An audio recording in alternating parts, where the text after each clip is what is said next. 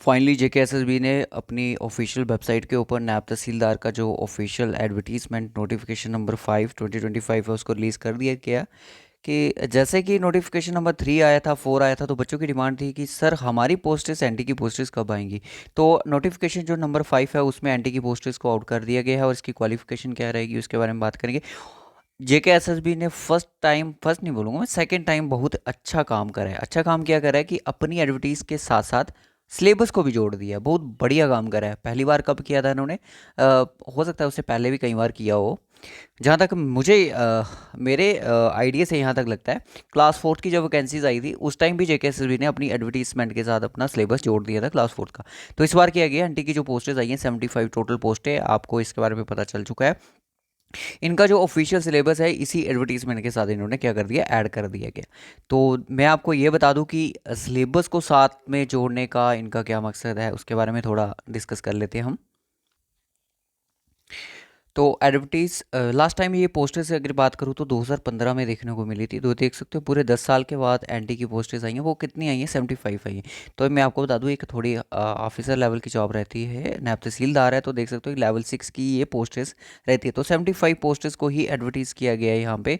तो ऑनलाइन जो एप्लीकेशन होंगे वो 16 जून से स्टार्ट हो जाएंगे। टोटल वैकेंसी 75 है।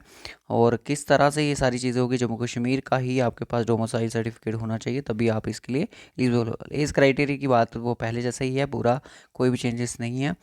बट यहाँ पे थोड़ी सी चीज़ों की यहाँ पे बात करेंगे फ़ीस स्ट्रक्चर की। तो फ़ीस स्ट्रक्चर भी यहाँ पर हम देख पा रहे हैं कि 600 कर दिया गया और बाकी वालों से 500, मतलब कि डे बाय डे इनका जो फ़ीस स्ट्रक्चर है वो इंक्रीज़ होता जा रहा है। ठीक है। तो नेक्स्ट चलते हैं कि यहाँ पे कुछ डॉक्यूमेंट्स हैं जो आपने अपने रेडी करने हैं, रखने हैं, क्योंकि आपने अपना फॉर्म भी तो अप्लाई करना है।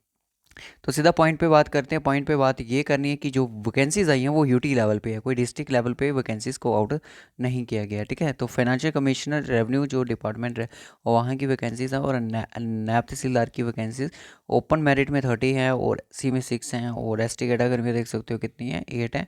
ST2 में 8 हैं और यहाँ पे 6 है और यहाँ पे 3 है। तो टोटल वैकेंसीज कितनी है? 75 है।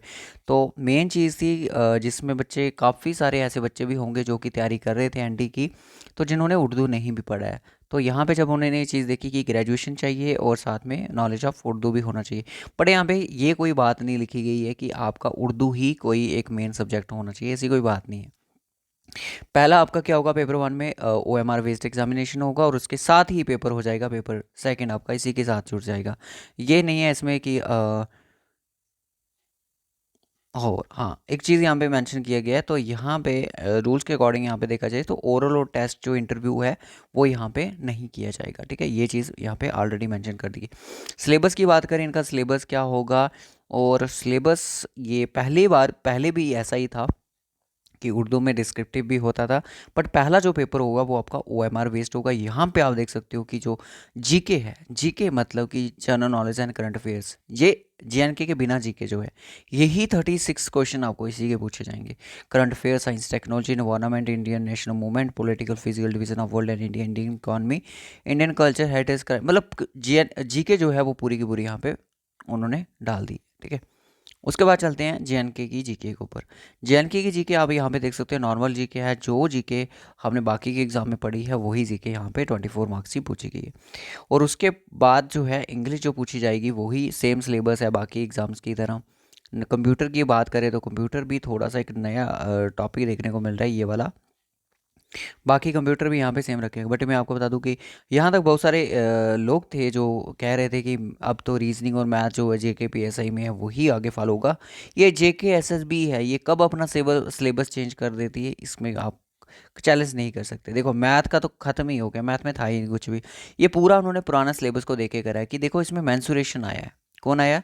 सिर्फ मैंसुरेशन रखा है, क्योंकि मैंसुरेशन का ही रोल रहता है उसमें, तो मैंसुरेशन ही रखेंगे। नंबर सीरीज है, letter series, coding, decoding, direction, blood relation, statement, conclusion, logical, mental, reasoning. Logical mental की बात करें तो इसमें बहुत सारे टॉपिक्स इंक्लूड होते हैं, पर टोटल मैथ और रीजनिंग की बात करें तो 18 मार्क्स का आपका मैथ रहेगा। ठीक है।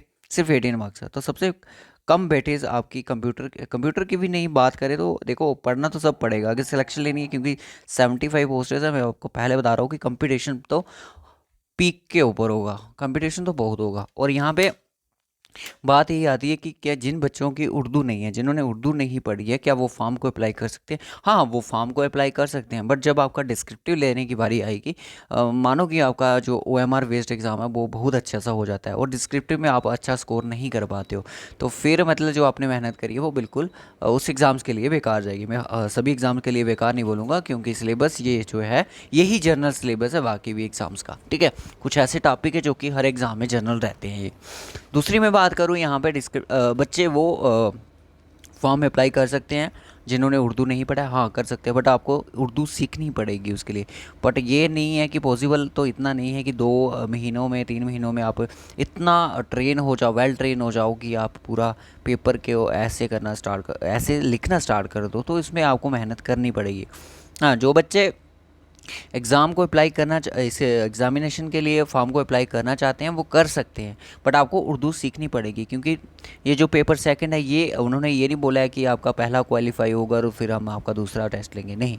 इन्होंने बोला कि सेम डे, देखो, to be conducted on the same day, जो ये टेस्ट होगा, test instead working knowledge of Urdu candidates the same test through a reading writing. अच्छा, ये एक ही दिन में कंडक्ट कर लिया जाएगा। अच्छा, इसकी तो बाद में डेट निकाली जाएगी। देखो, रीडिंग कौन सा, ये रीडिंग सेक्शन और जो राइटिंग सेक्शन, दोनों ये जो टेस्ट हैं एक ही दिन में हो जाएंगे आपके, ठीक है, दोनों टेस्ट। तो टोटल 50 नंबर की उर्दू ही और 120 का वो जो पेपर वन हो, पेपर वन के बाद ही आपको शॉर्ट लिस्ट किया जाएगा इस पेपर के लिए। तो ये है पूरा यहाँ पे जेके नायब तहसीलदार का। तो यहाँ पे हमारी एंड से जो क्लासेस होंगी वो आपकी इस पोर्शन के ऊपर प्रोवाइड की जाएंगी, सिर्फ प्रैक्टिस सेट्स आपको दिए जाएंगे। अब अगर बात करें हम कि टॉपिक वाइज डिस्कस करना है तो वो ज़माने चले गए, अब वो जो टाइम चला गया, अब वो टाइम नहीं है, क्योंकि अब आप सिर्फ प्रैक्टिस के ऊपर ध्यान दीजिएगा। और दूसरी मैं बात करूँ, जो प्रैक्टिस क्वेश्चंस आपको मिलेंगे वो मिलेंगे आपको इस पोर्शन के। तो हो सकता है हम इसी के ऊपर भी आपको थोड़ा बहुत मटेरियल ज़रूर प्रोवाइड करें, करंट अफेयर्स वगैरह, ठीक है। तो बने रहिएगा जेके प्रैक्टिस के साथ। चैनल पे नए हो, चैनल को सब्सक्राइब जरूर कर दें। इसी तरह की जॉब से रिगार्डिंग इन्फॉर्मेशन पाने के लिए चैनल को सब्सक्राइब जरूर करें। किसी भी स्टूडेंट की कोई क्यूरी होगी वो कमेंट बॉक्स में ज़रूर मेंशन करेगा।